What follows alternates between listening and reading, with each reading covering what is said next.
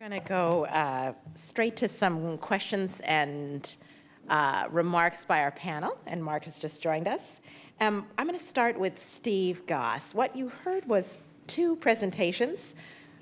They sound very, very different, delaying Social Security or purchasing a very new product in the 401k space that starts to look like that. But I think you heard both Jeff and Jean cross each other, with Jeff saying this is how you could get to Jean's magic ability to delay. So I'm going to start with Steve.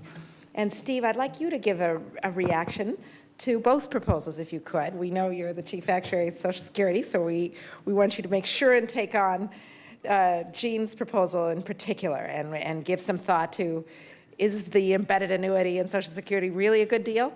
And would Jean's be an administrative nightmare, or would it be possible? So, and then I hope you give Jeff some feedback too. Oh, absolutely, yeah. Thanks, Lisa. I'm kind of disappointed that Mark asked you should, because I thought I was going to get to do Mark here and say, save more and pay your taxes. but I'm going to steal his thunder. So, okay, a couple real quick things, because we're very limited on the clock here. A couple tiny little overall observations. Well, on the very first panel, there was mention about more revenue, more money. And that's something we have to take seriously, not our panel here, something to take seriously, because we have an increasing share of the population that's going to be elderly. And if we're going to pay for them, that requires what? More money. We're moving from having 1 out of every 4 adults to 1 out of every 3 adults be elderly. That costs money for the more limited number of workers paying for them.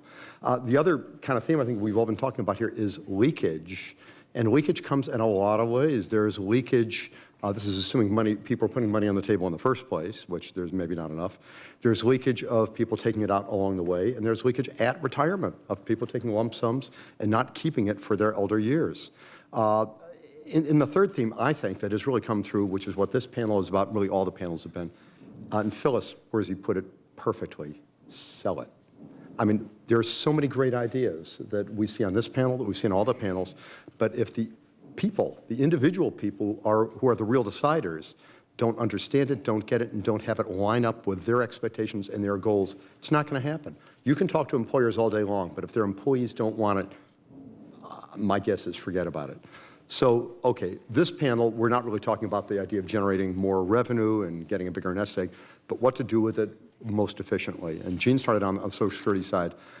Yes, if only we could find a way, and Jean's efforts, I think, are great. In fact, Jean's been making efforts along these lines a long time now. Well, not all that long, but Jean and I go back a little ways to the National Commission on Retirement Policy with thoughts and ideas about trying to encourage people to work longer, to wait to start taking their benefits at a later time, because of the obvious thing that everybody should understand, but I wonder how many people in the general public fully understand it, that right now you get, if you've got $1,000 so-called full benefit, you got $750 and that's available at age 62. It's only $750 of it for life is paid if you start at 62, but you can get what, $1,320 for life if you can hold off until age 70. And yeah, where else can you buy a pure CPI indexed life annuity for life? It's a remarkable deal. It's not well understood, and both Jeff and Jean are really pushing this idea, and if we could find a way to sell this to get people to understand it better, that would be fantastic. Anything that can move in that direction would be good. Social Security, if we could do a better job, that would be great, but any of these efforts to try to have that happen would be also just wonderful. We do have, and I have a little thing sort of sitting on the outside if anybody wants to pick up a copy on the way. There is, as I mentioned, obviously a gradient if you decide to start taking your benefits at a higher age, you get more per month. The general conventional wisdom is that on a quote-unquote actuarial basis, over your lifetime, you'll get about the same amount of money in expectation.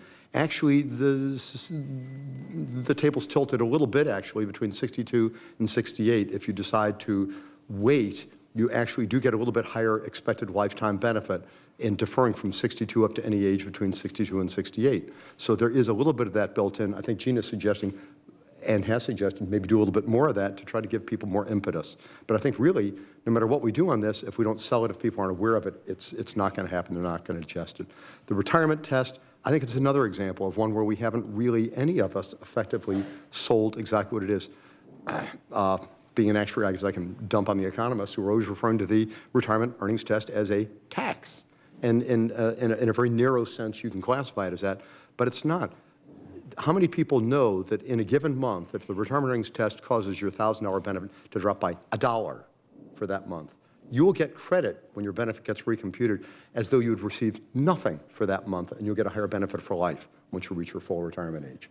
So you don't have to have the whole benefit for a month withheld, even any portion of it withheld, and you will get a higher benefit computed at a later time. So we need to really get this education out there. And Gene's efforts over really kind of like a lifetime, and also what he's putting forth now, I think could really help in that direction. The other thing I'd really like to address, since after all, we are talking about doing the best we can with the kind of money we have saved up now, is what Jeff and Financial Engines have been talking about, which is really kind of exciting to me, because I know at a conference a little while back that Lisa was putting on, we were talking about, how come nobody will buy annuities? And that's got to be a huge theme here.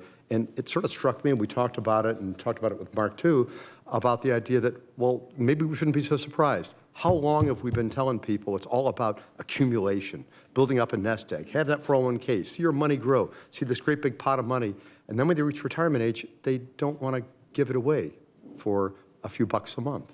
They don't want to translate.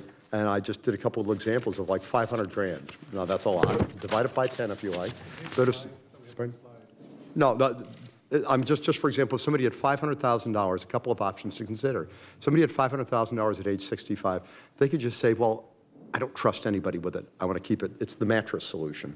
I want to just sort of pull the money out, self-annuitize, pull out a bit at a time. But if you do that and you're worried about, I might live a long time, you better just pull it out at a pace that'll last you until, say, 110. Because you just might be lucky enough, or lucky enough, to live that long. If you do that, you get about $19,000 a year with the kind of interest rates if you're investing in something like government bonds at what our expectation is for the yield. So you can do that, and if you live past 110, of course, party's over, you don't have anything left. Now, the other extreme possibility on this is to say, well, I'm not worried about, and the good news about the mattress solution is if you die in a couple of years, most of the money's still there. If somebody knows what the mattress is, it's still there, and it's available for a bequest, you're in great shape. Now, the other extreme is to say, well, what if I'm one to go to an insurance company and buy an annuity? Just spend all the whole $500,000 on annuity. Instead of $19,000, you can get about $33,000 for an actuarially priced annuity with the kind of mortality we expect people to have now. But what I think Financial Engines is putting forth is, are there some additional ways sort of that thread the needle between these two? And one of the ways that's been discussed a lot, and I think part of Financial Engines is talking about here, is what if we have this person at 65 and they say, I don't want to give up the whole pot of money and have nothing if I get run over by a truck tomorrow. What if I sort of take care of myself out of a chunk of that for the next, say, 20 years, and then at age 85 have an annuity kick in? Two options. One is you can right at age 65 say, take a chunk of my 500 grand and buy a 20-year deferred annuity. They'll kick in at 65. You don't have to actually give up all that much. I mean, way less than a fifth of it in order to do that. In order to buy a life annuity that'll kick in at 85, that'll give you the same sort of stream of income from age 65 all the way until as long as you might hope to live.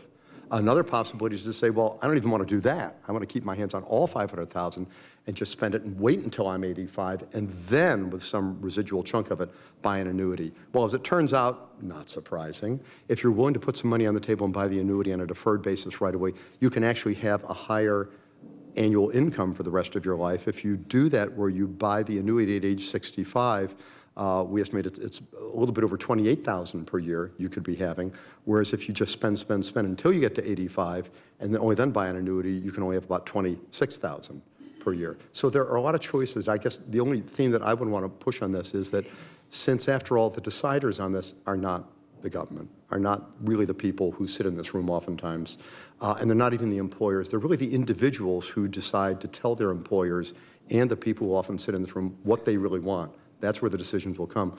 I think we just need to find a better, more effective way. Gene is trying to do that. I think Financial Engines is trying to do that, to try to find a way, again, showing also in one of the earlier panels, super simple. If it's not super simple, we're not going to sell it. So if we can find a super simple way to get these concepts across, to let people understand their options so they can individually pick what they want, maybe we've got a shot. But otherwise, we're going to keep having leakage, the money won't be there, and people will be running out of money, and we'll have a $6 trillion shortfall, as mentioned earlier. So. Steve, until you got to leakage, $1 trillion shortfalls, you were definitely staying with Karen's stay positive view. Yeah. No, we want to avoid leakage. And giving message props it so we can avoid to leakage. both Jeff and Gene. Since I didn't